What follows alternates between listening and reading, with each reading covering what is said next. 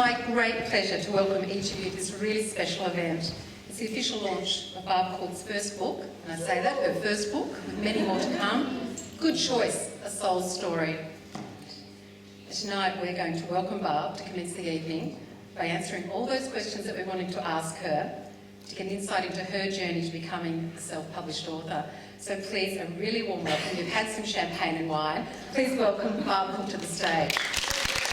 It's in 3 parts for those people who have read it. Can you go and describe us a little bit about, set us up for the next 2 parts by talking about the first part of the book? Yeah, okay. So, part 1, a soul goes into a waiting room.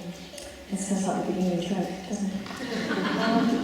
But the soul, who is a disembodied body, so it's a fictional story, you understand, goes into this waiting room and there's 2 consultants, a lovely couple, Joe and Lee, and they're going to help the soul choose all the things about its life. It's going to place it in the exact placement it needs to learn the lessons it needs to evolve in that lifetime.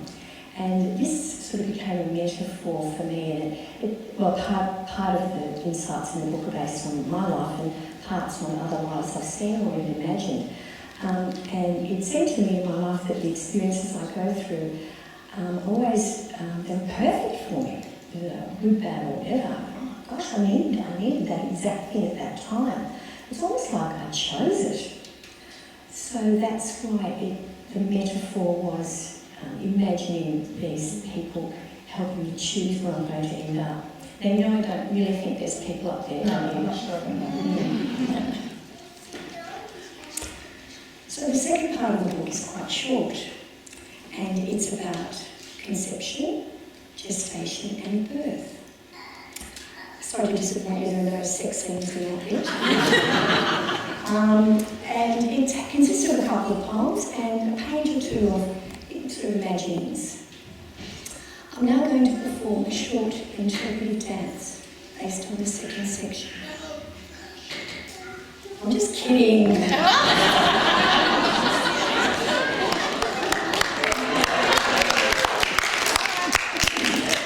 You should have seen my kids up there squirming. I'm just not going to do the interpretive.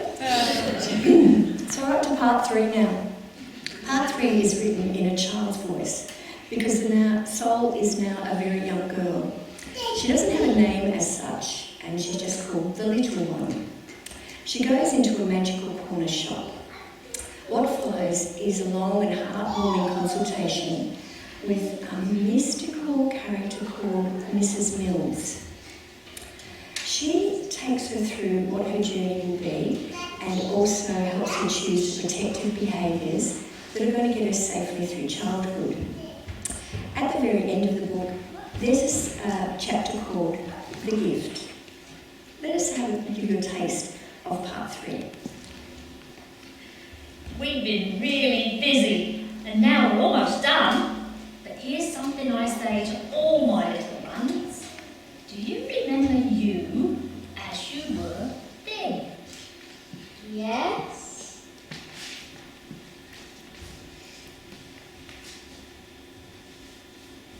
What's this book called, Mrs. Mills? It's called The Gift. That special thing you find that keeps you connected to you as you were then.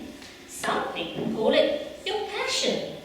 So, we have a whole range of passions for you to choose from that will remind you of your essence, thereby lessening the amount of protective behaviours you need to adopt. That's why we call it The Gift. See, there's more than one way to skin a cat. What about music?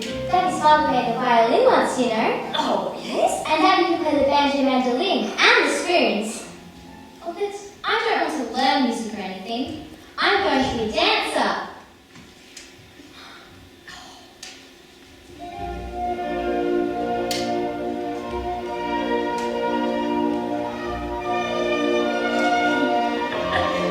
Is there anything else? Oh, yes. Do you know what I love? I just love the stars.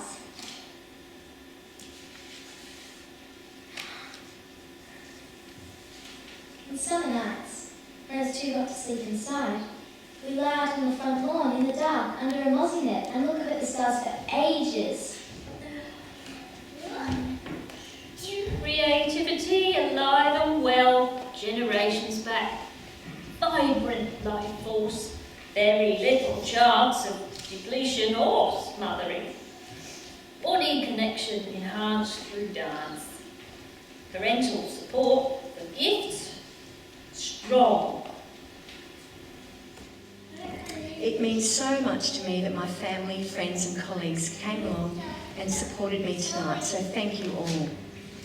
Many of us who have read the book have been deeply touched on many levels. We have found that it has promoted us to reflect on some of the aspects of our own lives and stories. If you read Barb's book and you end up feeling the way that many others do, there are some things you can do to help get the word out. Our research shows us that the most effective way for us to spread the word about a book is for readers to write reviews on relevant websites. It doesn't really matter if the review is good, bad or indifferent, but apparently when a book is receiving a lot of reviews, it registers that there's lots of interest in this book. The other thing that's really effective is when people share their interests on social media.